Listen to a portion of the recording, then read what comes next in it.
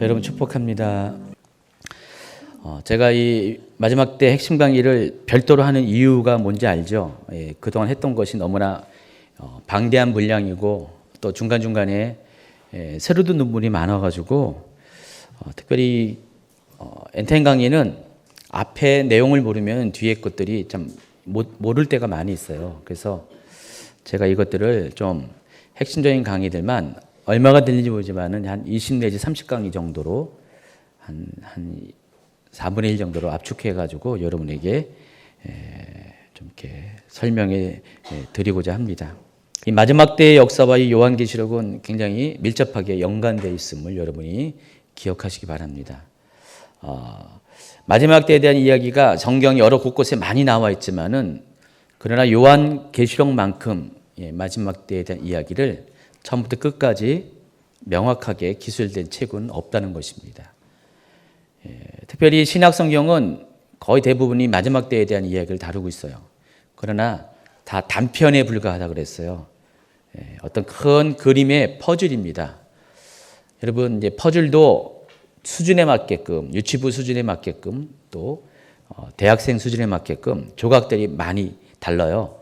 유치부는 한 기본적으로 한 16개 퍼즐 정도로 시작할 것 같아요. 8개도 있는지 모르겠네요. 굉장히 기본적인 겁니다. 그러나 좀 더 이렇게 여러분 나이가 들수록 수준이 올라갈수록 퍼즐 자체가 한 1000개 정도 되더라고요. 우리 아이가 퍼즐을 한번 맞췄어요. 예수님의 그 최후의 만찬 퍼즐을 맞췄는데 1000개가 넘어요. 그거를 했어요. 그래서 제 방에 목양실에 있어요. 그게요. 액자로 이렇게 만들어 놨습니다. 한 몇 주 걸린 것 같아요. 퍼즐 맞추는데. 퍼즐이 많을수록 우리가 시간이 많이 걸립니다. 그렇죠? 퍼즐이 간단할수록 짧은 시간에 이해할 수가 있지만 퍼즐이 많을수록 시간이 많이 걸려요. 이 엔타임의 퍼즐은 좀 많습니다. 조각조각이 많기 때문에 그 조각조각들을 이해하기까지는 시간이 걸리는 게 맞고요. 그리고 조각조각이기 때문에 제대로 이 퍼즐이 맞춰져야지 제대로 된 그림이 나옵니다. 그래서 잘못 맞춰지면은 엉뚱한 해석이 나오게 돼요. 그래서 이 종말론을 인해서 정말 많은 이단들이 나왔습니다. 아시죠, 여러분? 그러니까 지금 득세하는 이단들의 대부분은 종말론과 관련이 되어 있어요. 득세하는 이단이 누구 같아요? 그렇죠. 신천지도 종말론에 관한 이단이죠. 하나님의 교회 거기도 대부분 이제 종말론과 관련된 그 이단들이 많이 나왔습니다. 자, 그것은 또 반증이기도 합니다. 그만큼 종말의 때가 가까이 왔다는 어떤 반증이기도 합니다. 그래서 퍼즐을 여러분 잘 맞추시기 바랍니다. 좀 늦게 가더라도 꼼꼼하게 자세하게 명확하게 확인하고 또 확인해 가지고 엔타임 이 요한계시록을 여러분이 좀 이렇게 잘 연구하고 또 물어보고 확인하는 작업들을 반드시 거치기 바랍니다. 누가 말했다고 해서 다 믿지 마세요. 반드시 성경과 특별히 성경의 큰 흐름과 일치하는가를 여러분이 좀 생각을 하시기 바랍니다. 목사님이 담임 목사님이 말했다도 마찬가지입니다. 제가 말했다고 해도 여러분 무조건 다 목사님 말한 건 다 정답이야. 그거 아닙니다. 제가 말한 것도 여러분 다 확인해 보셔야 돼요. 그래서 혹시 제가 말한 거 약간 좀 생각이 달리 하는 분들은 말씀해 주세요. 그러면 제가 설명해 드릴 거고 또 제가 들어봐서 내가 좀 틀린 것 같다. 내가 좀 약간 부족한 것 같다. 그러면 여러분의 의견을 참조하도록 하겠습니다. 그래서 항상 확인하고 또 확인해서 무조건 기준은 성경입니다. 성경의 기준을 가지고 뭐 딴 데서 뭐 누가 뭐 종말에 대해서 이렇게 말했다 저렇다 누가 봤다 누가 뭐 이렇게 그런 것들을 어떤 정보를 얻었다 거기에 너무 이렇게 마음에 두지 마시고 참고만 하시고 성경의 기준에서 성경에 있는 그대로 여러분이 이 마지막 때에 대한 이야기들을 알아가기 바랍니다. 요한계시록이 해석이 그동안 어려웠던 이유에 대해서 제가 몇 가지를 이야기했는데 사람들이 왜 요한계시록을 두려워하는가? 왜 요한계시록을 다른 책은 다 읽으면서도 저 멀리 두고 읽으려 하지 않았을까. 목사님들도 요한계시록을 본인도 연구하지 않지만은 성도들이 요한계시록의 근처만 가는 것도 굉장히 알러지 반응을 했을까. 왜 요한계시록이 그렇게 우리가 가까이 하기에 너무 먼 책이 되었을까. 그 몇 가지 이유에 대해서 설명을 했는데, 첫 번째가 이 계시록은 계시를 받은 요한이 받을 때는 이 계시의 그 형태가 뭐라 그랬어요? 그림이나 동영상이었어요. 그런데 요한은 글로 이것을 표현했다고 그랬습니다. 그래서 한 커트, 한 장면으로 설명되는 것을 글로 표현하다 보니까 굉장히 글로 표현하기도 어렵고 또 많은 분량의 이야기들이 기록이 될 수밖에 없습니다. 한 커트로 충분한 것을 그것을 글로 쓴다는 것이 어렵다고 말씀드렸어요. 더군다나 요한이 아직 미래에 되어질 일들에 대해서는 아직 정보가 없었어요. 그가 경험이 없기 때문에, 지식이 없기 때문에 전부 다 새로운 것이었어요. 근데 그것을 표현한다는 것 쉽지가 않았어요. 그러니까 요한 당시에 비행기가 없었습니다. 비행기를 어떻게 묘사할까요? 새와 비슷하게 묘사할 수밖에 없습니다. 그래서 그런 것들이 자연스럽지가 않을 수가 있어요. 그리고 뭔가 우리가 지금의 우리로서는 이해할 수 있지만 그때 당시의 사람들로서는 이해할 수 없는 내용들이 많이 있을 수가 있다는 것입니다. 대표적인 예들이 많이 있었는데 그 중에 하나가 짐승의 표라고 제가 설명을 드렸죠. 짐승의 표는 그때 당시의 수준에서 이해할 수 있는 것과 지금에서 이해하는 것이 이해가 다르다는 것입니다. 지금은 우리가 짐승의 표가 대략 어떤 의미인지 여러분들 다 이해할 수가 있잖아요. 근데 그때 당시는 짐승의 표에 대해서 추측을 할 수밖에 없고 또 적그리스도, 짐승에 관한 것도 마찬가지라는 것입니다. 짐승의 열뿔이 무엇을 의미하는지 이런 것들 모두가 과거로 가면 갈수록 정보가 부족했고 그리고 또 이해가 부족했기 때문에 당연히 어렵고 힘든 그런 상황이었습니다. 그러니까 여러 가지 이상한 해석도 나오고 오해도 많이 나오니까 또 이것으로 인한 여러 가지 문제들이 많이 발생하니까 계시록을 문을 닫아버린 거죠. 읽지 말라. 괜히 건드렸다가는 큰일 난다. 마치 판도라의 상자 취급을 했습니다. 뚜껑이 열리면은 우리가 감당할 수 없는 무서운 일들이 생기니까 요한계시록의 뚜껑을 아예 닫아버렸어요. 그래서 그런 일이 많이 있었다고 설명을 했습니다. 요한계시록을 계시가 아닌 묵시로 보았기 때문에 그런 일이 많이 생겼다고 그랬습니다. 우리 집사님이 저한테 선집사님이 저한테 나중에 질문을 해오셨어요. 문자로. 목사님, 계시와 묵시가 제가 사전을 찾아보니까 그 말이 그 말인 것 같은데 왜 목사님은 계시와 묵시가 서로 다르다고 했습니까? 계시와 묵시는 실은 사전적으로는 같이 취급해요. 그러나 또 다른 내용입니다. 그 안에 두 가지의 뜻이 다 있어요. 그래서 모든 것이 숨겨진 것들이 드러나다라는 뜻으로 이 계시라는 용어를 사용합니다. 근데 그 안에 또 묵시라는 뜻도 있어요. 묵시는 숨겨진 것을 가리는 그런 어떤 의미로 사용합니다. 그래서 헬라어로는 같이 사용하지만은 그러나 이 한글로서는 서로 다른 두 가지 뜻이 있다는 것입니다. 그래서 당시의 시대적인 상황이 요한계시록이 계시보다는 묵시로 이해할 수밖에 없는 환경이 있었어요. 왜냐하면은 당시에 박해받는 상황이었잖아요. 도미티안 황제로부터 아주 대대적인 어떤 기독교에 대한 박해가 있었습니다. 그 당시에 이 계시록이 쓰여졌기 때문에 많은 분들이 이렇게 생각했어요. 이 계시록은 마치 숨겨진 그런 어떤 크리스찬들만이 아는 숨겨진 내용을 그렇게 어떤 상상을 발휘해서 로마 사람들은 모르고 또 유대교 크리스찬들만 알 수 있도록 그렇게 기록된 것이다. 옛날에 제가 그래서 설명했잖아요. 무슨 홍길동전 같은 그런 개념의 묵시문학. 이게 이제 중간기 시대 때 외경들이 많이 묵시문학의 형태를 갖고 있었습니다. 그래서 묵시문학의 그 특별히 중간기 시대 외경의 묵시문학의 특징 중에 하나가 여러 가지 아주 기상천외한 무협지 같은 내용들이 많이 거기 기록이 되어 있어요. 그래서 이 요한계시록도 그 연장선에서 이해를 했다는 것입니다.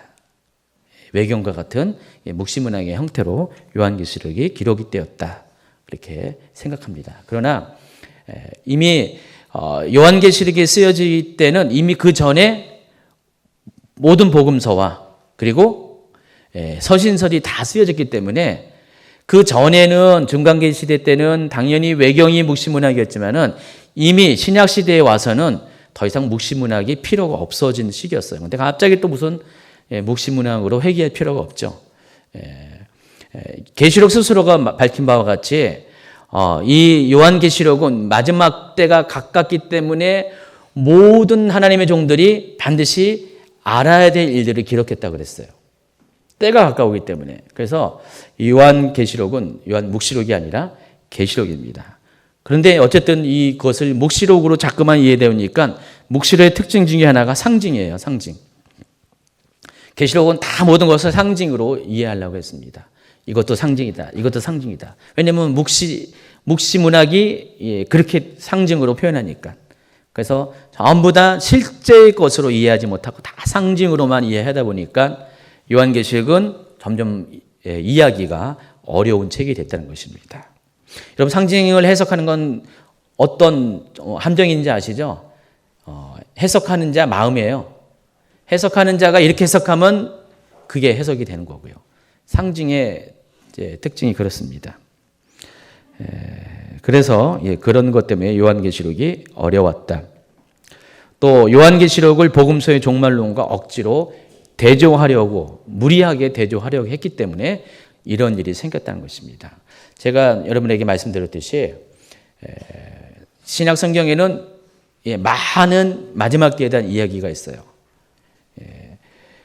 특별히 또 복음서에도 마지막 때에 대한 이야기가 많이 있는데 그 중에서 마태복음 24장, 25장은 집중적으로 종말에 관한 이야기가 아주 집중적으로 기록이 되어 있습니다.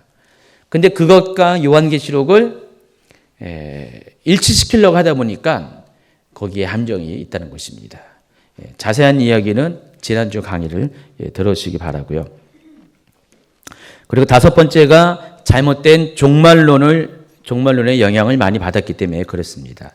특별히 세대주의적 종말론, 이것이 요한계시록을 더 꼬이게 했다는 것입니다.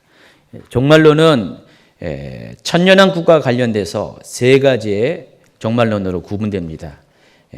천년왕국 전에 종말이 온다라고 믿는 것이 전천년주의, 그리고 천년왕국 후에 종말이 온다 믿는 게 후천년주의, 그리고 천년왕국 자체를 천년이라는 시간으로 보는 게 아니라 교회가 세워지고 또 교회가 세상을 통치하는 그 모든 기간이 천년왕국으로 보는 어떤 입장, 무천년주의라고 말씀드렸죠. 그래서 거의 후천년주의는 뭐 이렇게 크게 의미가 없어요, 지금에서는. 근데 가장 좀 많이 집중하는 것이 전천년주의와 무천년주의입니다. 그래서 우리나라는 거의 50대 50이 이런 구조로 되어 있어요.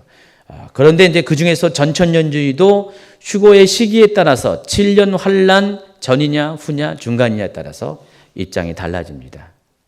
그래서 7년 환란 전에 휴거가 일어난다. 그래서 환란 전 휴거설, 또 7년 환란 뒤에 환란 후 휴거설, 또 중간 휴거설, 이렇게 나눕니다.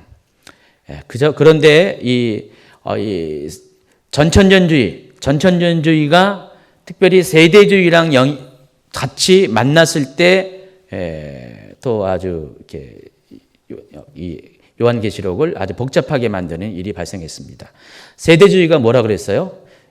하나님께서 이 세상을 창조하시고 또 종말에 이기까지 모든 이 기간들을 세대로 다 나눠서 관리한다. 그런 입장입니다. 그래서 이 세대주의 관점에 의하면 이 세상은 6,000년 동안 존재합니다. 그리고 마지막 천년이 천년왕국이에요. 그래서 거기에 맞춰서 세상을 자꾸만 시대를 구분합니다. 솔직히 제가 봐도 안 맞아요. 엉뚱한 이야기들이 많이 있는데 그럼에도 불구하고 그 세대주의를 신봉하는 분이 많이 있습니다. 그래서 이 세대의 특징을 보면은 날짜를 자꾸만 계산할 수밖에 없어요.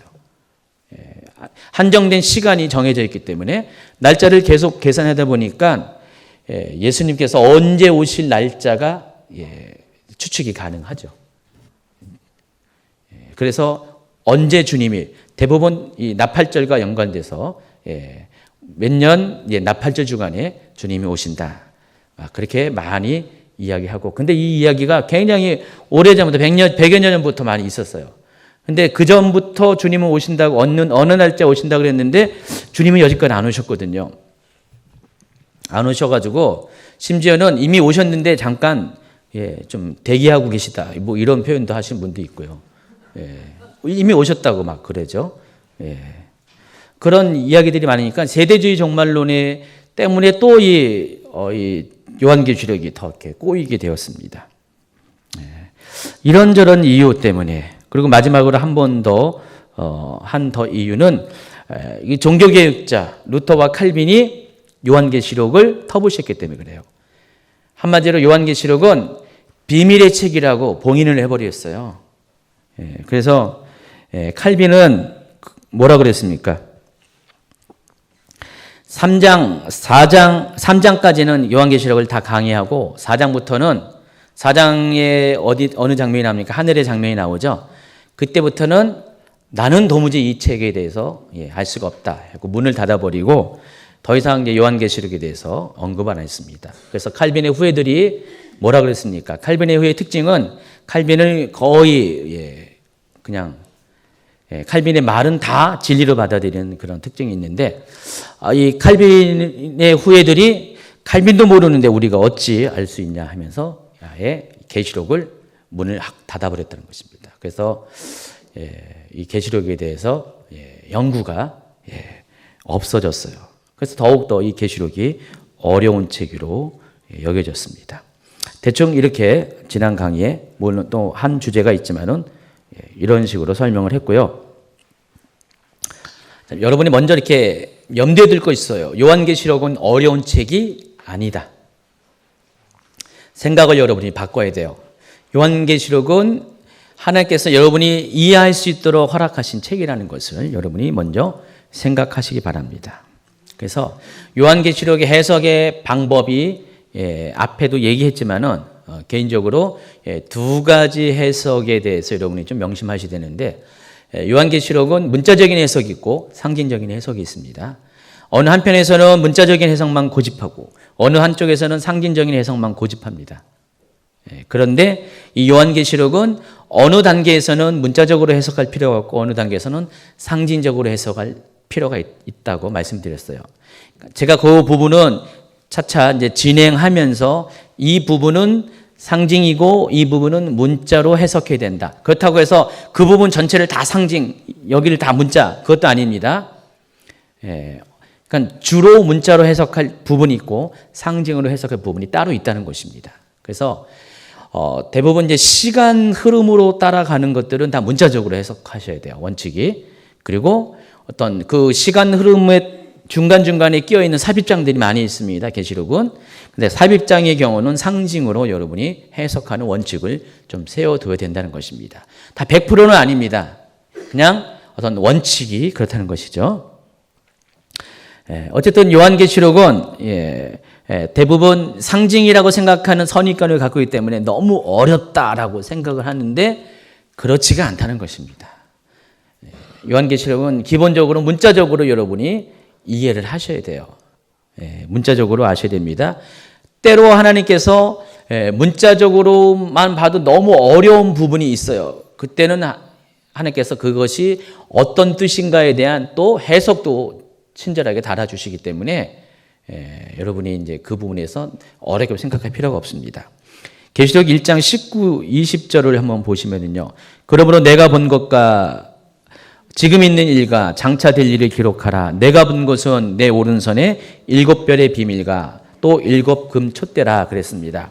여러분 여기까지만 보면은 7별, 7금 촛대 이게 비밀이잖아요.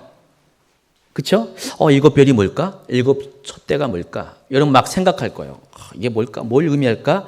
여러분 나름대로의 어떤 상상의 나래를 피셔가지고 어떤 분들은 일곱 별을 문자적으로 그래 하늘에 떠 있는 7별이다 생각할 수 있고요. 어떤 분은 또 시대에 따라서 요즘 별을 가지고 뭐라고 표현할까요?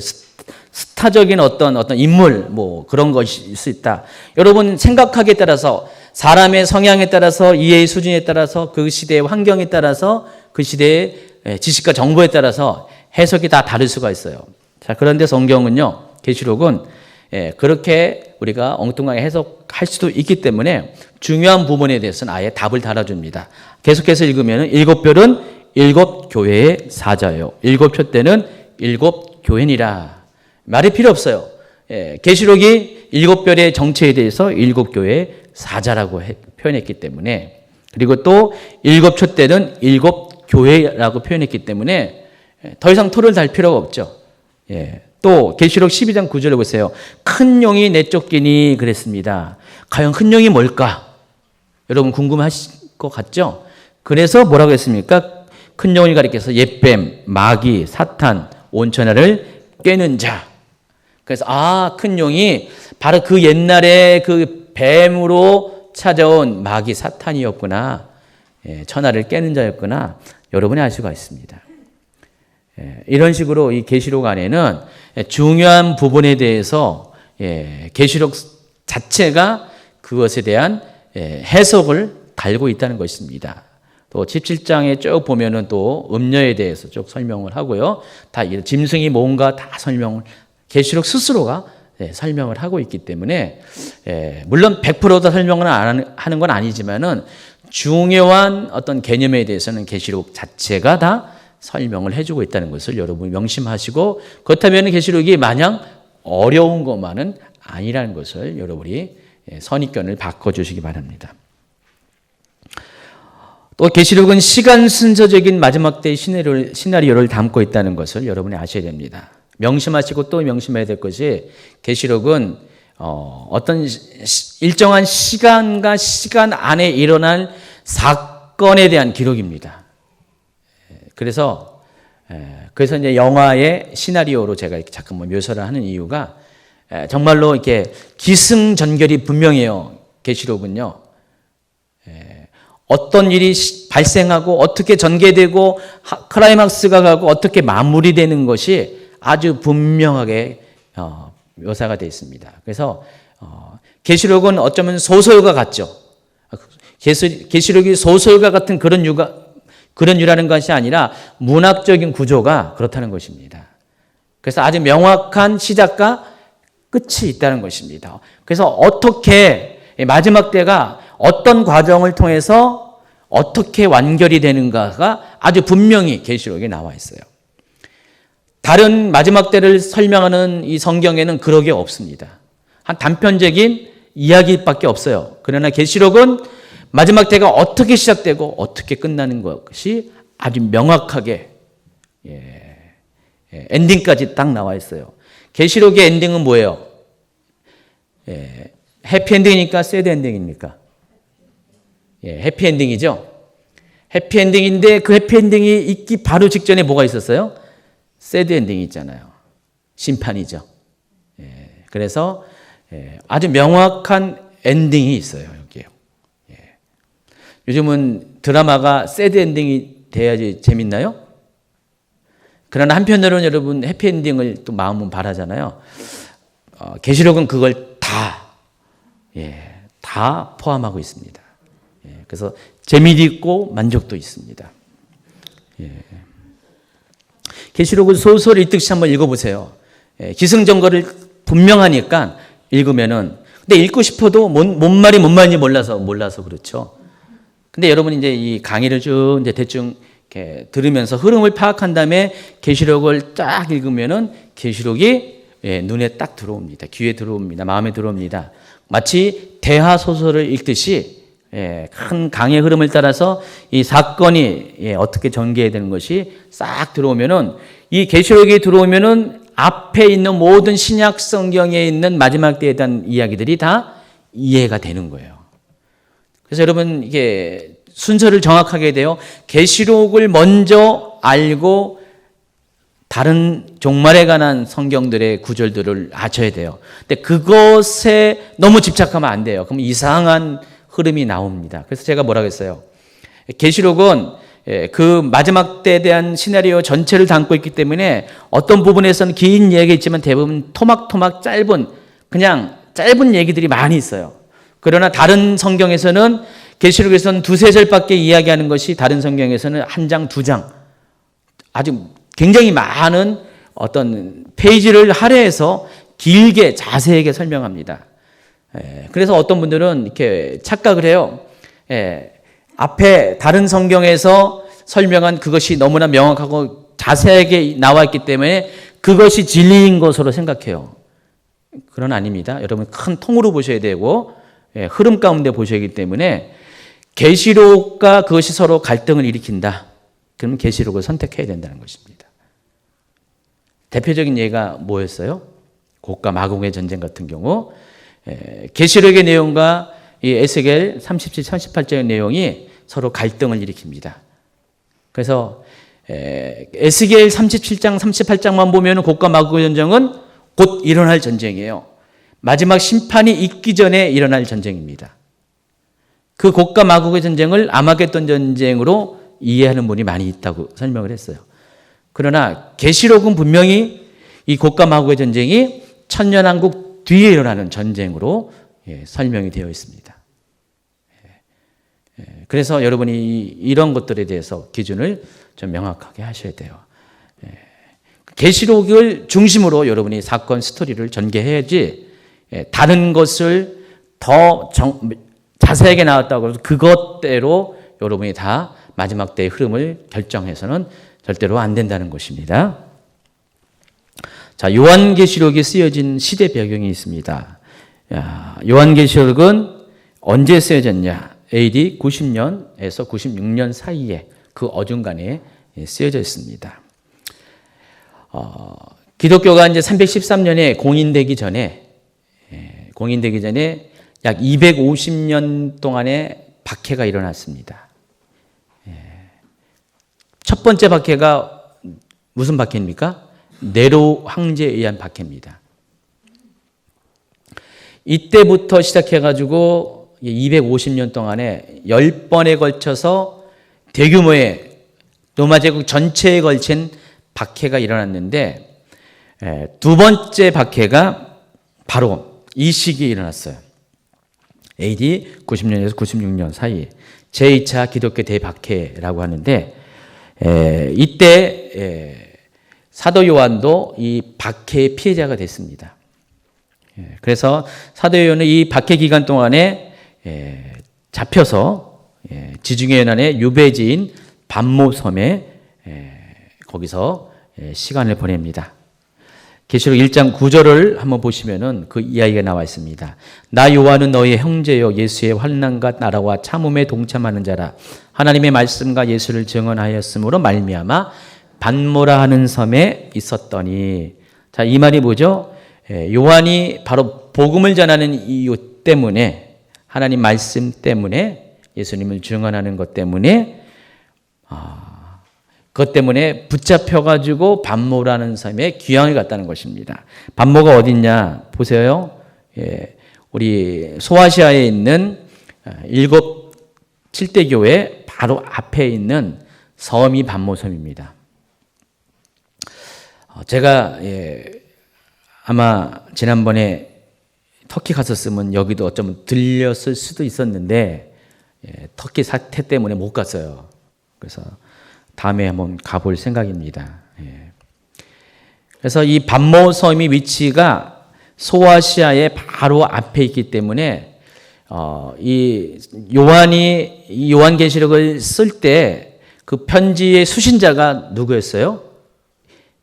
7 교회의 7 사자, 바로 그 리더들, 감독들에게 이 편지를 썼는데, 목회자에게 편지를 썼는데, 이 반모섬에서 쓴 편지가 에베소 교회부터 시작해가지고, 여러분 보시면 그 지도에 보면은 어떤 방향으로 전달이 됐냐면은 북쪽으로 서머나, 버가모, 또 동쪽으로 두아디라, 사데, 빌라델피아, 라오디게아 교회에 이르기까지 이렇게 시계 방향으로 이 전달이 되었어요. 그러니까 반모섬에서 편지를 가지고 출발한 그 전달자가 배를 타고 에베소에서 먼저 가서 요한계시록, 사도 요한이 쓴 요한계시록을 그 교회 성도들에게 다 읽어주고, 아마 이렇게 할 수 있겠죠. 바로 그 자리에서 사본을 만들어서 전달할 수 있고, 그 다음에 행선지가 서머나, 버가모, 두아디라, 사데, 빌라델피아, 라오디게아, 이런 식으로 순회를 하면서 요한의 편지를 전달을 했다는 것입니다. 나중에 이제 또 7대 교회 이야기할 때 또 이야기하겠습니다. 그래서 이 반모섬으로부터 출발한 이 편지가 7개의 교회를 다 이렇게 순회해서 모든 교회들로 하여금 마지막 때가 어떻게 임하는 거에 대해서 알려주고 준비할 수 있도록 그 목적 때문에 요한계시록이 쓰여졌습니다. 그래서 요한계시록이 사도 요한이 박해를 받을 때 당시의 황제 이름이 도미티아누스, 도미티안이라고 하는데, 이 도미티안은 아버지 베스파시우스 황제 때부터 아버지와 아들 2명이 연달아서 로마의 황제로 군림했던 아주 명문 가문입니다. 이 베스파시우스 황제가 장군이었어요. 사령관이었는데 이 사람이 어떤 역할을 했냐면은 유대를 함락시키기 위해서, 예루살렘을 함락시키기 위해서 군대를 이끌고 와가지고 예루살렘을 공격했던 사람입니다. 거의 함락 직전에 왔는데 갑자기 네로 황제가 죽었습니다. 그래서 곧바로 이 베스파시우스는 로마로 다시 회군을 해가지고 거기서 정권을 잡습니다. 그래서 자기가 로마의 황제가 됩니다. 9대 황제가 됩니다. 그때 아들을 남겨놔요. 그게 바로 티투스, 디도입니다. 그래서 그 아들이 나중에 AD 70년에 예루살렘을 함락시켜버리죠. 그래서 이 베스파시우스 황제의 뒤를 이어서 그의 아들인 디도, 티투스가 10대 왕이 되었고, 그리고 그 동생인 이 도미티안이 11대 황제가 됩니다. 자, 보시면은 알겠지만은 약 그 사이에 한 20년, 30년 가까이 시간이 흐릅니다.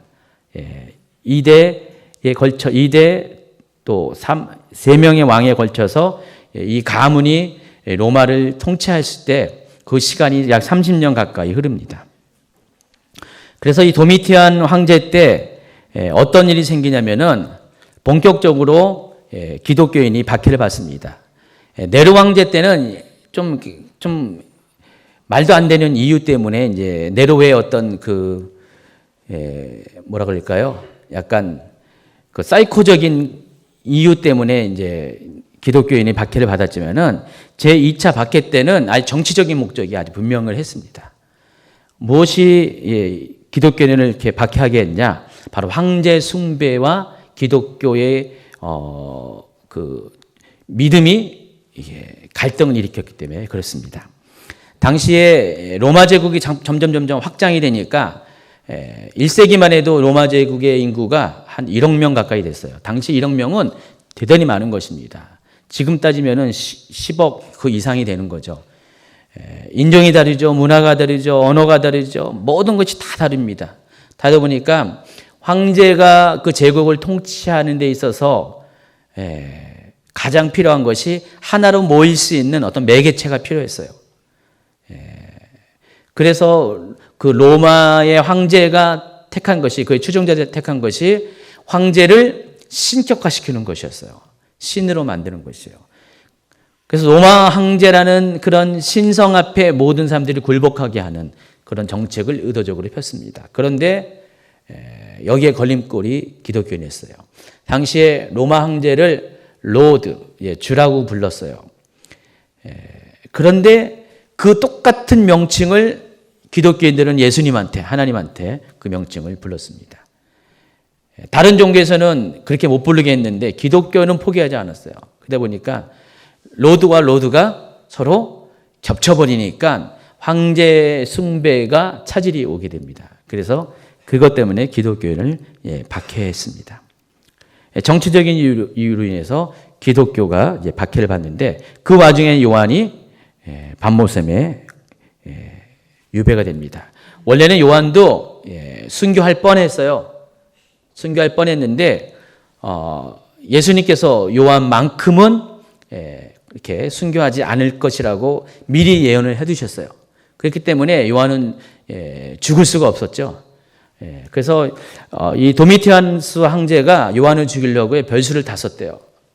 별별 가지 방법을 통해서 요한을 죽이려고 했는데 심지어 펄펄 뜨는 기름솥에다가 집어넣는데 여러분 어떻게 돼요? 기름솥에 들어가면은 당연히 타 죽어야 하잖아요. 정상이잖아요. 근데 죽을 줄 알았던 요한이 고개를 치밀고 살아나왔대요. 이거는 뭐 이렇게 역사적인 정사라기보다도 이렇게 어떤 무슨 전설 같은 이야기죠. 외경에 기록된 이야기입니다. 그래서 요한은 자기가 별수를 다 했는데 죽지 않았어요. 죽지 않으니까 할 수 없이 요한을 반모섬에 유배시켰다 그랬습니다. 우리가 이 대목에서 알아야 될 것이 왜 하나님이 요한을 죽지 않게끔 끝까지 생존하게 했을까? 여러분 말이 생존이지 그 기간 동안 요한이 당하는 고통이 얼마나 심하겠어요. 저는 육체적인 것도 많이 힘들었겠지만은 요한이 이때 나이가 벌써 90이 넘었거든요. 요한이 뭐 사람마다 다 다르는데 어떤 사람은 94세에 요한이 이렇게 자연세했다 뭐 그렇게 얘기하는데 굉장히 고령의 나이인데 그 모든 환경들을 다 겪어야 되고요. 또 요한이 가장 힘들었을 게 뭘까 보니까 같이 예수님을 섬겼던 제자들이 다 어떻게 됐어요? 다 순교했잖아요. 근데 요한 혼자 살아남았어요. 사도들의 제자들도 막 순교했었어요. 근데 그 와중에 요한은 살아남았어요. 인간적으로도 굉장히 그랬을 것 같아요. 여러분이 요한의 입장에 볼 때. 근데 그럼에도 불구하고 하나님이 요한을 살려둔 이유가 뭐 때문에 그럴 것 같아요? 저는 이제 요한계시록을 지금 강의하니까 바로 요한계시록을 쓰게 하기 위해서 요한이 살아남았지 않았나 그런 생각을 해봅니다. 어떤 분들은요, 이 요한계시록을 저자가 요한이 아니다라고 이렇게 이상한 얘기하는 분도 있어요. 신학자 중에서. 그 이유가 뭐냐면은 요한복음과 요한계시록을 어떤 이렇게 비교해봤더니 헬라어 그런 사용법이 좀 다르다. 그래서 뭐 이렇게 그렇게 말하는 사람도 있어요. 그러나 그거 하나 때문에 이 모든 이 정황들, 특별히 요한계시록 안에 나와 있는 요한이 이 저자라는 내용들이 너무나 많은데 그것들 다 무시한다는 것은 좀 어리석은 선택인 것 같습니다. 어쨌든 하나님이 이 요한계시록을 기록하기 위해서 요한을 죽지 않고 살려두었다는 것. 그것을 여러분이 기억하시기 바랍니다. 자, 기록 목적이 1장 1절에 나와 있습니다. 예수 그리스도의 계시라 이는 하나님이 그에게 주사 반드시 속히 일어날 일들을 그 종들에게 보이시려고 그의 천사를 그 종 요한에게 보내어 알게 하신 것이다.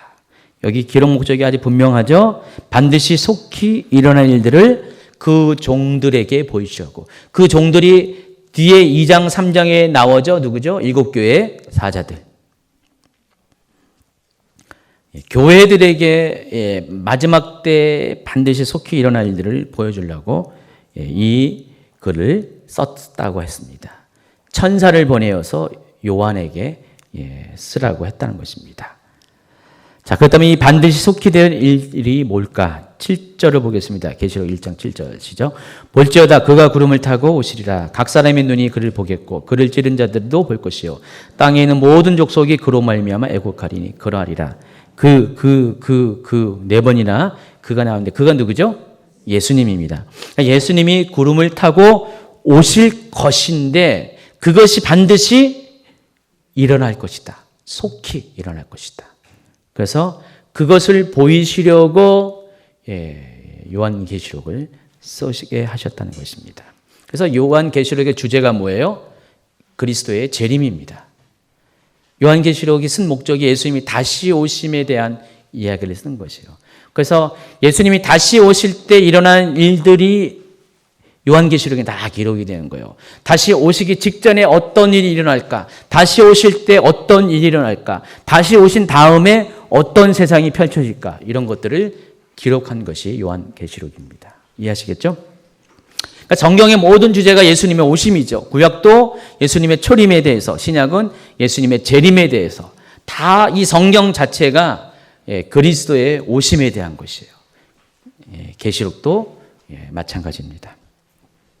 근데 이 요한계시록은요, 이 마지막 때에 대한 시나리오가 담겨져 있는데 특별히 요한계시록은요, 세 가지의 시제를 가지고 기록이 되어 있습니다. 그래서 계시록 1장 19절에 보니까 그러므로 내가 본 것과 지금 있는 일과 장차 될 일을 기록하라. 아주 명확하게 얘기했죠. 요한에게 세 가지를 기록하라고 했습니다. 영어로 여기 써 있어요. 뭐라고 했습니까? What you have seen. have seen이 현재 완료입니다.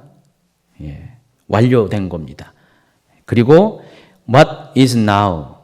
지금 현재 무엇이 일어나는가. 또 what will take place later 해가지고 나중에 일어날 일. 시제가 아주 분명하죠. 과거, 현재, 미래에 관한 것.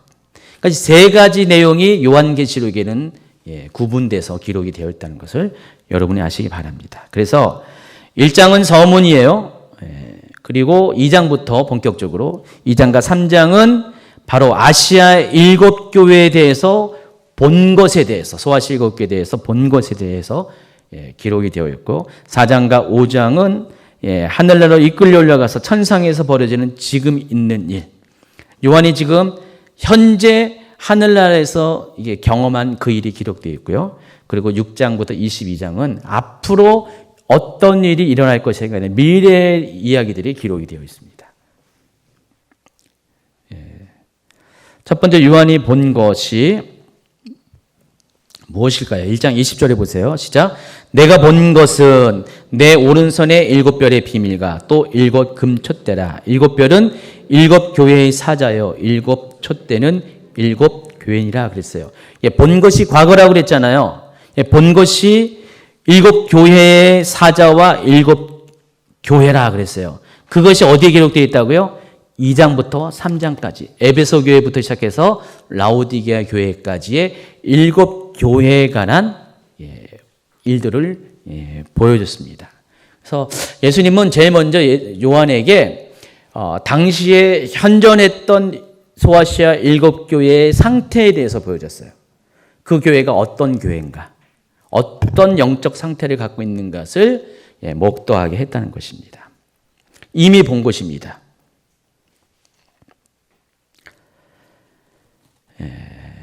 아까 제가 7 교회에 대해서 이야기하면서 7 교회가 당시에 소아시아에 있는 실존했던 교회라고 말씀드렸습니다. 그래서 반모섬에서 보면은 바로 다 바다 건너에 존재했던 교회예요. 제가 소아시아가 왜 소아시아인지를 지난번에 알았어요. 소아시아가 왜 소아시아였죠? 터키 갔다 오신 분들 그때 설명 들었잖아요. 왜 소아시아였어요? 뭐 대아시아가 있고 소아시아가 있나요?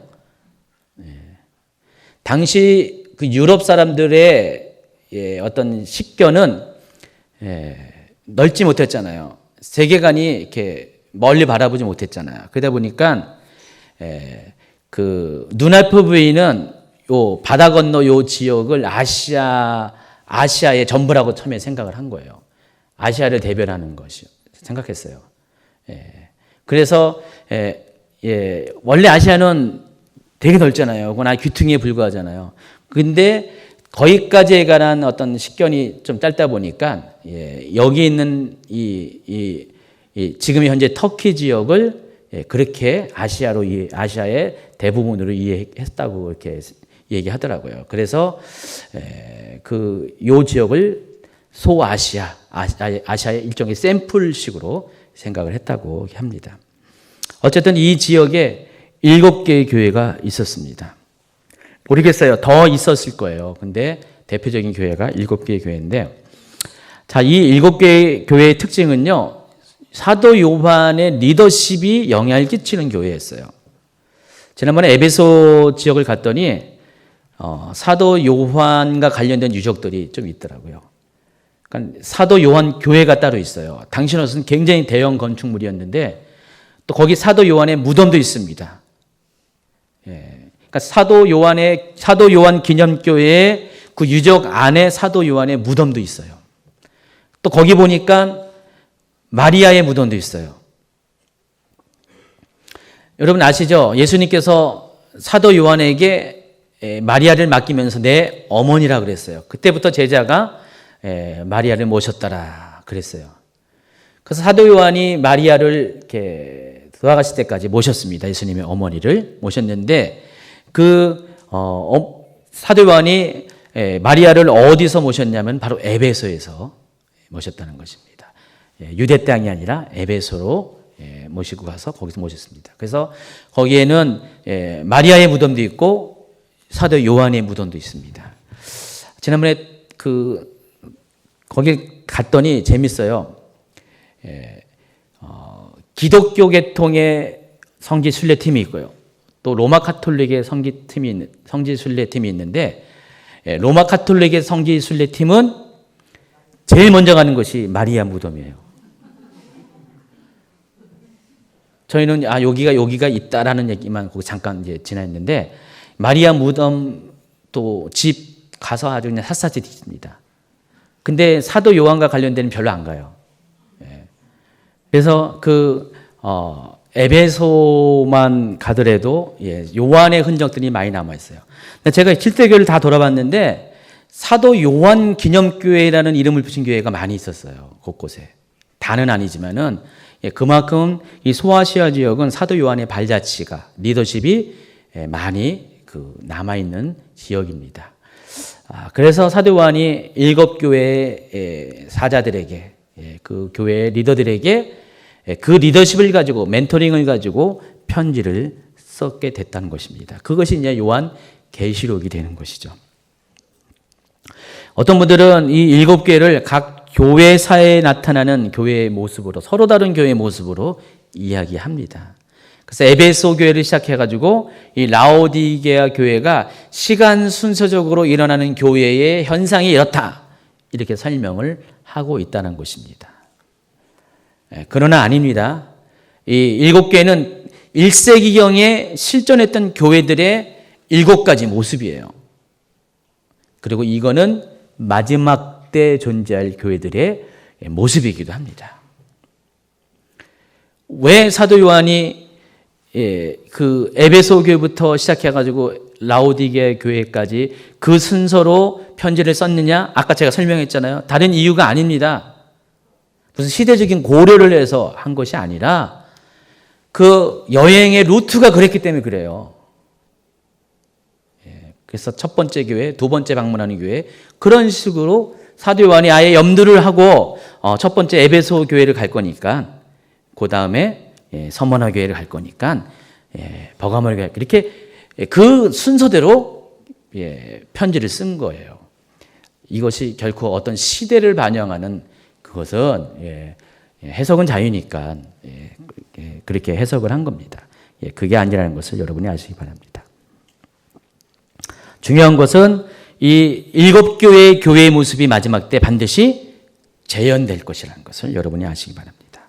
그래서 마지막 때가 가까울수록 우리 모두는 7교회에게 전한 이 말씀을 잘 읽고 깨닫고 또 우리 교회의 모습이 과연 어떠한 거에 대해서 여러분이 또 생각을 해봐야 된다는 것입니다. 계시록 1장 3절에 이런 말씀이 있습니다. 이 예언의 말씀을 읽는 자와 듣는 자와 그 가운데 기록한 것을 지키는 자는 복이 있나니 때가 가까웁니다.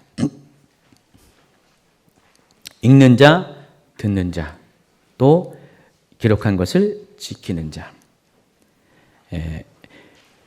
세 가지가 다 완벽하게 조건으로 다 갖춰져 있는 것입니다. 그러니까 사도 요한이 이 편지를 썼을 때 이것을 누군가가 읽었을 거 아니에요? 아마 그 교회의 리더가 읽었겠죠. 목회자가 읽었죠. 그래서 회중들에게 들려줬을 거 아니에요. 읽어줬을 거 아니에요. 들었을 거 아니에요. 중요한 것은 그것을 기록한 대로 다 지키는 자. 그 사람이 복이 있다. 왜 그래요? 마지막이 때가 가깝기 때문에. 그래서 이 요한계시록은 마지막 때를 준비하기 위해 성도들을 깨우기 위해서 어떻게 살아갈 것을 알려주기 위해서 기록한 것이기 때문에 이 요한계시록에서 쓰여진 그것을 믿고 거기에 맞춰서 마지막 때를 삶으로 준비해가는 사람이 복이 있는 사람이라는 것입니다. 그래서 소아시아 7교회들에게 하시는 이 말씀들이 공통점이 있습니다. 모두가 다 동일하게 이야기했는데 한번 읽어볼까요? 귀 있는 자는 성령이 교회들에게 하시는 말씀을 들을지어다. 일곱 개의 동일한 문장이 나와요. 그러니까 모든 7교회에게 이게 동일하게 이 말씀을 했다는 것입니다. 귀 있는 자는 성령이 교회들에게 하시는 말씀을 들을지어다. 이거와 더불어서 또 뭘 얘기했습니까? 이기는 자. 그래서 7개에 대한 메시지 중에서 여러분 꼭 기억해야 될 것이 귀 있는 자, 이기는 자. 그러니까 여러분은 귀 있는 자가 돼야 돼요. 무슨 귀 있는 자요? 성령이 말하는 것을 들을 수 있는 영적인 귀가 열린 자. 지금도요, 귀가 없는 분이 많이 있잖아요. 육신의 귀는 있어도 이 마지막 때에 대한 이야기를 들을 귀가 없어가지고요. 그런 사람은 복이 없죠. 일단 귀가 없기 때문에 듣지 못하기 때문에 이긴다는 것은 있을 수도 없는 거고요. 그러니까 귀 있는 자 중에서도 이기는 자가 있을 수가 있고 없을 수가 있는데 아예 귀도 없는 사람이 어떻게 이길 수가 있습니까? 그래서 이 마지막 때는 성령이 하시는 말씀을 들어야 돼요. 여러분 성령 안에서 깨어 있어야 됩니다. 모든 하나님의 말씀을 성령이 주시는 이 조명에 따라서 조명하시는 것에 따라서 마지막 때의 메시지로 들을 수 있는 귀가 필요하다는 것입니다. 마지막 때는 교회가 마지막 때를 이기기 위해서는 반드시 성령의 음성을 들어야 돼요. 이기는 자, 어떤 사람이 이기는 자입니까? 하나님 말씀을 가지고 그것을 지켜 행하는 사람이 이기는 자가 되는데 여기 보면 이기는 자에 대한 축복이 쫙 나와 있어요. 이기는 자는 둘째 사망의 해 받지 아니하니라. 이기는 자는 만국을 다스리는 권세가 주리라. 이기는 자는 흰옷을 입을 것이다. 생명책에 그 이름을 지우지 않을 것이다. 이기는 자는 하나님 성전의 기둥이 되게 할 것이다. 이기는 자에게는 아버지 보좌와 함께 앉은 것 같이 하리라. 이기는 자에는 이 모든 것들을 상소시켜 줄 것이다. 그래서 마지막 때는 이기는 자가 필요합니다. 믿음으로 승리하는 자가 필요하다는 것입니다. 여러분 그렇게 되길 바랍니다. 또 지금 있는 일은 계시록 4장과 5장에 나와 있는데 계시록 4장 1절입니다. 이 일 후에 내가 보니 하늘에 열린 문이 있는데 내가 들은 바 처음에 내게 말하던 나팔 소리 같은 그 음성이 이르러 올라오라. 이후에 마땅히 일어난 일들을 내가 내게 보이리라 하시더라. 사도 요한의 이 계시록의 특징은 사도 요한이 직접 하늘에 열린 문을 통과해서 하늘의 광경을 보았다는 것입니다. 기타 다른 선지자들과는 차원이 다른 그런 차별이 있습니다. 여러분 에스겔도 하나님 성전을 보았어요. 또 에스겔도 하나님 보좌를 보았어요. 이사야도 그랬죠. 많은 다른 선지자들이 하나님 음성을 듣고 하나님의 또 보좌도 보고 또 하나님이 지으신 이 천국도 경험하고 다 그랬는데 그들의 특징은 이 땅에서 보았다는 거예요. 근데 요한은 하늘나라로 올라가서 직접 봤습니다. 여러분 직접 올라가서 본 게 더 신빙성이 있어요? 멀찌감치 저 뒤에서 본 게 신비성이 있습니까? 그래서 그런 측면에서도요. 앞서 있는 에스겔이나 이사야나 여러 가지 이제 이렇게 서로 이렇게 비슷비슷하게 이렇게 엇비슷하게 이렇게 묘사된 것들을 볼 때 여러분이 계시록을 중심을 잡아야 된다는 것이죠. 비슷한 것들이 많이 있거든요. 천국에 대한 묘사도 그렇고 다. 계시록을 우선적으로 여러분 하시기 바랍니다. 근데 약간 아쉬운 것은 계시록은 아주 짧게 설명을 했다는 그 단점이 있습니다. 자, 계시록 4장에는요, 하나님 보좌의 모습이 묘사되어 있습니다. 하나님 보좌의 모습이 앞에 쭉 있었죠. 하나님이 보좌가 빛으로 묘사를 됐잖아요. 뭐 에메랄드 빛이 여러 가지 사파이어 이런 식으로 묘사가 됐고요. 중요한 것은 하나님이 보좌에 앉아 계시다는 것. 그리고 오른손에 뭐가 있어요? 두루마리를 움켜쥐고 있다는 것. 7개의 봉인된 7인으로 봉인된 두루마리를, 그리고 그 하나님 앞에 뭐가 있습니까? 앞에 그림이 나와 있잖아요. 7 등불이 나와 있죠. 성령님을 상징한다고 했죠. 그 앞에 또 뭐가 있습니까? 4 생물 그룹 천사가 있고요. 그리고 주변에 24 장로, 그리고 둘러싼 수많은 천군 천사들이 있습니다. 거기에는 다 묘사되지 않았지만, 계시록 4장에는 다 묘사되지 않았지만은 그 앞에 또 뭐가 있냐면 유리바다가 또 있어요. 하나님의 제단이 있고 유리바다가 또 있습니다. 또 뒤에 나오는 성경에 보면은 그것도 묘사가 되어 있습니다. 계시록 4장에 하나님 보좌의 모습이 그렇다는 것입니다. 그리고 5장에는 하나님 오른손에 두루마리와 그것을 취하시는 어린 양 예수님에 대한 묘사가 나와 있습니다. 이게 바로 지금 요한이 본 장면이라는 것입니다. 그래서 6장부터는 이제는 그 지금 현재 본 장면에서부터 출발해서 하나님이 예수님을 통해서 어린 양이신 예수님을 통해서, 유다의 사자이신 예수님을 통해서 하나님 손에 들려있는 그 두루마리를 취하게 하셔서 그것을 하나씩 봉인을 뜯는 일들이 시작됩니다. 근데 봉인이 뜯어질 때마다, 열릴 때마다 사건이 발생하게 되죠. 그래서 7인의 사건이 시작됩니다. 그래서 그때부터 앞으로 일어날 현재의 일이 아니라 요한 이후에 일어날 미래의 사건에 대해서 미리 하나님께서 보여주신 것이에요. 이런 일이 일어날 것이다. 그래서 6장부터는 미래에 될 일, 계시록에서 표현하면 장차 될 일에 대한 내용들이 기록되어 있습니다. 자, 계시록의 구조. 계시록은 1장이 모두 22장이 되었는데 1장이 서문에 해당하는 것입니다. 여기에는 계시록을 집필한 동기가 기록되어 있고요. 왜 계시록이 기록되었는가? 또 계시록은 어떤 책인가에 대한, 그 계시록에 대한 성격에 대해서 기록이 되어 있습니다. 그래서 여러분 요기에 맞춰서 오늘 한번 가서 계시록 1장을 한번 읽어보세요. 그럼 계시록이 어떤 책인가에 대해서 약간의 감이 잡힐 것입니다. 그리고 2장과 3장은요, 아까 말씀드린 것처럼 소아시아 7교회에 전하는 메시지. 그래서 각각 교회들에게 하시는 말씀이 다 따로따로 있다는 것입니다. 어떤 교회는 칭찬을 하고, 어떤 교회는 책망을 하고, 어떤 교회는 칭찬과 책망을 겸해서 했다 그랬습니다. 그래서 7개의 모습을 통해서 그때 당시의 교회의 형편도 알시거니와 또 이 마지막 때의 교회의 모습이 어떻게 존재할 것인가에 대해서도 여러분이 아셔야 된다는 것입니다. 그래서 7교회에 관한 것은 곧 다시 그거만 딱 해서 다시 정리해 줄 겁니다. 각각 1시간씩 해가지고 7주를 걸렸는데 이것을 한 주에, 웬만하면 한 주에 다 한 번에 비교할 수 있게끔 그렇게 설명을 해드리겠습니다. 가장 좋은 것은 7교회를 가보셔야 되는데, 여러분 한번 7교회를 좀 가셔요. 근데 원래 그 사도 요한 당시에 7교회는 없어요. 그때 당시에는 건물이 없었어요. 다 무형의 교회였어요. 그렇죠? 지금 남아있는 유적들은 몇 세기 후에 다 지어진 유적들이고요. 그나마 흔적도 없는 교회들이 많이 있고요.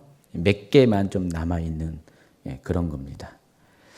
그래서 어쨌든 간에 교회의 어떤 유적은 이렇게 발견하지 못할지라도 거기에 가면은 그때 당시에 어떤 그 교회가 있었던 그 환경들, 시대가 어떤지에 대한 힌트는 얻을 수가 있어요. 그래서 이 계시록에 나와 있는 교회들에게 왜 예수님이 이런 말씀을 하셨는가에 대한 것이 이해가 가능하다는 것입니다. 그래서 가장 가볼 만한 것이 에베소입니다. 에베소. 에베소는 그때 당시에 한 20만 명의 인구가 살았던 아주 대도시 중에 대도시죠. 그래서 에베소의 특징은 뭡니까? 아데미 여신을 섬기는 아주 우상 숭배가 극심했던 그런 지역이었습니다. 거기는 당시에 로마 사람들이 이 아시아 지역으로 이렇게 이주하면서 거기에 에베소를 중심으로 많은 로마인들이 살았는데, 그래서 로마 문명에 로마와 그리스 문명이 아주 많이 남아 있어요, 흔적들이. 그래서 여러분 에베소 유적을 가면은 굉장히 아주 광대한 유적을 여러분 봅니다. 몇 시간을 다 돌아다녀야 돼요. 그래서 에베소 가시면은 볼 게 많습니다. 볼거리가 많은데 거기 가면은 뭐 2만 5천 명 수용하는 거대한 원형극장도 있고요, 도서관도 있고요, 각각 신전들도 많이 있고요, 목욕탕, 그게 다 남아 있어요. 그리고 또 무슨 주거지 이런 것들이 다 많이 남아 있습니다. 볼 게 참 많습니다. 그리고 한쪽 다 끝에 사도 요한 무슨 기념교회 뭐 그런 것들이 이제 기퉁에 좀 있고요. 그래서 에베소에 가면은 여러분이 그 시대의 어떤 그 에베소 지역의 문명이 어떤 것인 것을 여러분이 확인할 수가 있어요. 그래서 왜 에베소의 교회에 이런 말씀을 요한이 전했을까가 전했어만 했는가가 이해가 된다는 것입니다. 서머나 교회는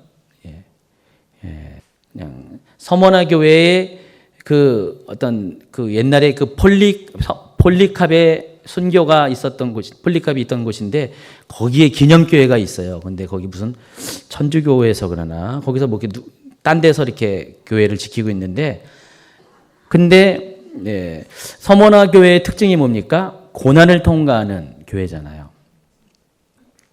고난을 통과하면서 끝까지 믿음을 놓지 않는 교회입니다. 그래서 7개 중에서 예수님에게 칭찬 들은 2교회가 있습니다. 오직 칭찬만 들은 교회가 있어요. 서머나와 빌라델피아 교회라고 있죠. 서머나 교회는 그 중에서 고난을 통과하는 교회. 그래서 저는 개인적으로 마지막 때에 이런 교회, 서머나 교회 같은 교회가 있을 것이다. 환난 기간 동안에 남겨진 교회가 있을 것 같아요. 하나님은 끝까지 복음을 증거하십니다. 그러니까 남겨진 자들을 통해서 믿음 없이 남겨진 자들을 끝까지 복음을 전하는 그런 하나님의 열심이 환난 기간 동안 남아 있을 것이에요. 그때 쓰임 받는 교회가 아마 서머나 교회가 아닐까라는 생각을 해봤습니다. 버가모 교회, 우상 숭배가 여기도 아주 심했던 교회죠. 사단의 회가 있다고 얘기했습니다. 버가모 교회 가니까 거기 터가 있는데 여기가 무슨 옛날에 무슨 이집트 신전을 개조해서 만든 교회 터가 있더라고요. 아직도 기둥들이 많이 남아 있어요. 두아디라 교회, 여기도 그냥 무슨 담 같은 거리 좀 있고요. 사대는 여러분 잘 알고 있는 그 옛날에 무슨 왕국이었더라? 생각이 안 나네. 여러분 그 마이다스의 손이라고 들어봤나요? 만지면 전부 다 금이 되는 그 전설이 깃든 곳입니다. 무슨 왕국이더라? 갑자기 생각이 안 나요. 그래서 여기는 아주 그냥 돈이 많고 세계 최초의 화폐가 주조된 그런 지역인데, 거기 가면은 이렇게 성전에 옛날에 교회 터가 남아 있어요. 기둥이 좀 남아 있고요. 그리고 또 그건 이제 이방 신전을 개조해서 교회가 되게 한 거고요. 그 옆에 또 조그만 벽돌로 된 교회 터가 남아 있습니다. 그것을 볼 수 있고요. 빌라델피아 교회. 빌라델피아는 저희가 그때 그 파묵칼레 갈 때 잠깐 그냥 스치듯이 조기가 빌라델피아가 있었던 곳일 것이다라는 뭐 얘기만 듣고 왔고요. 그리고 이 라오디게아 교회는 지금 발굴이 한참 진행되고 있는데요. 아주 거대한 발굴이 다 끝나면 에베소 못지않는 대단한 유적이 발굴될 것 같아요. 거기 가니까 아주 거대한 교회터가 있었어요. 실제적으로 아주 웅장한 교회터. 저희가 그때 가서 그 기둥에 전부 다 매미처럼 달라붙어가지고 찍은 기억이 납니다. 교회에 있었던 기둥이래요. 그것을 이제 복원시킨 건데, 그 이야기들이 2장, 3장에 쫙 기록이 되어 있어요. 제가 뭐 이렇게 굳이 이런 얘기 한 이유는 그냥 2장, 3장은 본 것입니다. 7교회가 있습니다. 라면 여러분은 듣자마자 다 까먹으셔가지고 그냥 그렇게 좀 부연 설명을 한 겁니다. 그리고 이제 4장과 5장이 세 번째 단락인데, 지금 있는 일에 대해서, 그러니까 4장은 하나님 보좌의 광경, 그리고 5장은 7 임봉된 책과 어린 양에 대해서 소개를 하고요. 그리고 6장부터 22장까지는 실제로 미래에 일어날 장차 될 일에 대한 기록이 쫙 있습니다. 6장에는 6번째 인까지 띄어지는 장면이 여기 나옵니다. 그래서 인이 띄어질 때마다 재앙들이 일어나죠. 그리고 7장에는요, 마지막 7번째 인이 떼어지기 전에 하나님께서 마지막 7번째 인이 떼어지면 곧바로 나팔재앙이 시작되는데, 그 전에 하나님의 백성들을 보호하기 위해서 하나님의 백성들의 이마에 인치시는 장면이 나옵니다. 그리고 여기 1차적으로 14만 4천 명에 관한 이야기가 나와요. 그리고 후반부에는 하늘에 셀 수 없는 무리에 대한 기록이 나옵니다. 이게 삽입장이에요. 삽입장. 그리고 다시 8장과 9장에는 시간 순서로 다시 복귀해가지고 첫 번째 나팔부터 6번째 나팔이 불려질 때 일어나는 재앙들에 대해서 기록이 되어 있습니다. 시나리오로 진행되는 장이고요. 아까 뭐라고 했어요? 시나리오일 때는 문자적으로 해석하고 원칙이, 그리고 삽입장의 경우는 상징으로 해석하라는 것입니다. 그래서 7장을 어떻게 해석하는 것이 여러분이 기준이 그때 정해져야 돼요. 7장도 굉장히 이 해석에 따라서 다른 얘기가 많기 때문에 상징적인 것이기 때문에 여러분 잘 해석해야 돼요. 어떤 분이 이것을 아주 일관되게 문자적으로 해석해가지고 이상한 얘기도 하시고 그러거든요. 또 10장으로 가면은 또 다시 삽입장이 들어갑니다. 10장과 11장 중반까지가 삽입장이에요. 그래서 이 삽입장 안에 첫 번째 10장에는 펼쳐진 오픈된 작은 책의 비밀이 나옵니다. 그리고 바로 이어서 연관된 이야기가 두 증인의 사역이 11장 중반까지 나옵니다. 그래서 이 10장과 11장은 굉장히 중요한 이야기입니다. 7년 환란의 전반기에 일어날 일들에 대해서 기록을 하고 있는 것이요. 그때 어떤 일이 있을까?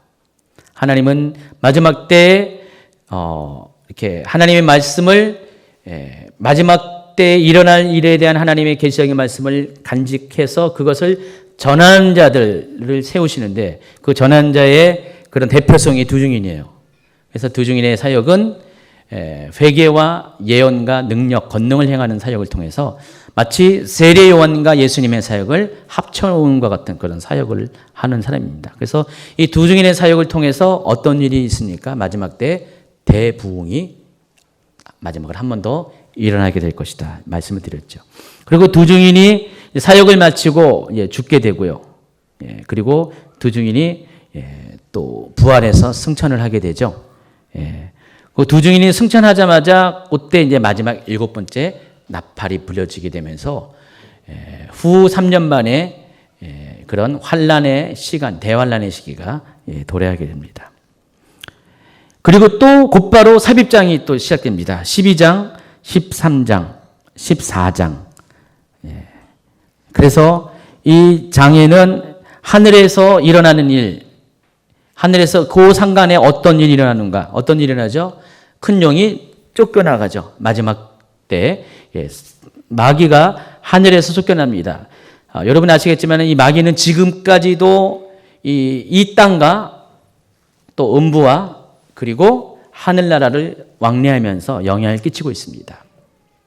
그런데 이 때가 되면, 이 마지막 때가 되면 마귀가 하늘나라에서 완전히 쫓겨나가지고 이 땅에 쫓겨나게 됩니다.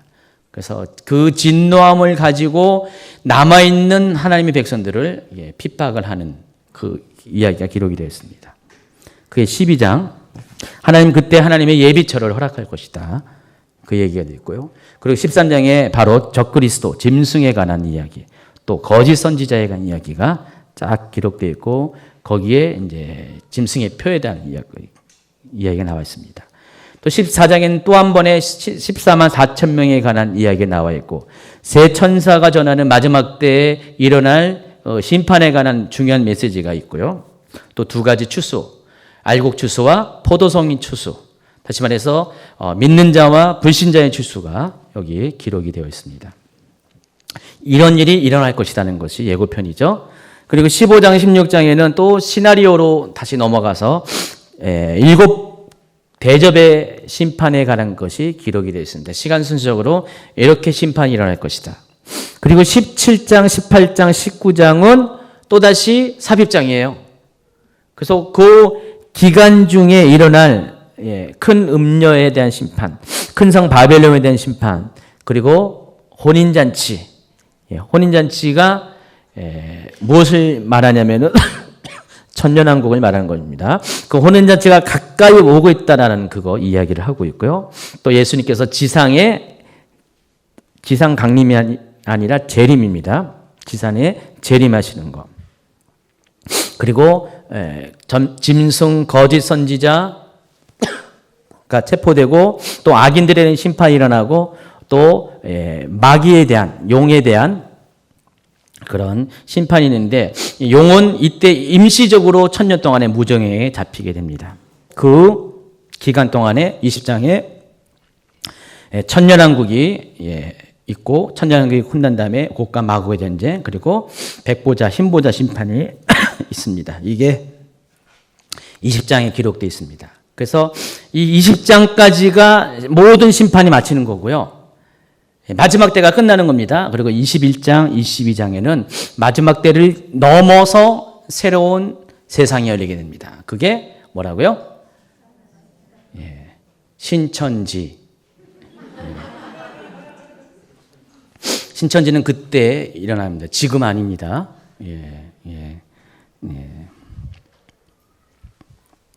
그리고 새 예루살렘 성에서의 영원한 왕국이 펼쳐지게 됩니다. 계시록은 이런 구조로 되어 있어요. 계시록은 이런 구조로 되어 있기 때문에 여러분이 이 계시록을 지금 제가 짧게 설명했지만은 이런 어떤 컨셉을 가지고 머릿속에 집어넣고 계시록을 읽으면은 계시록이 이렇게 진행되고 있다는 것을 대략적으로 알 수가 있다는 것입니다. 결론을 맺습니다. 계시록의 기록 목적은 바로 사도 요한이 본 것들, 지금 있는 것들, 장차 있는 일들을 기록함을 통해서 여러분을 하여금 마지막 때가 임박하는 시대에 사는 여러분이 그리스도의 거룩한 신부로 준비되어 예수님의 재림을 예배하라는 그런 목적으로 기록이 되었다는 것입니다. 마지막 때는 여러분이 세마포를 입지 않으면, 거룩한 흰옷을 입지 않으면, 신부들이 입는 그런 정결한 옷을 입지 않고서는 아무도 천국의 하나님 나라에 들어갈 수가 없습니다. 이 세마포 옷을 가리켜서 뭐라고 했습니까?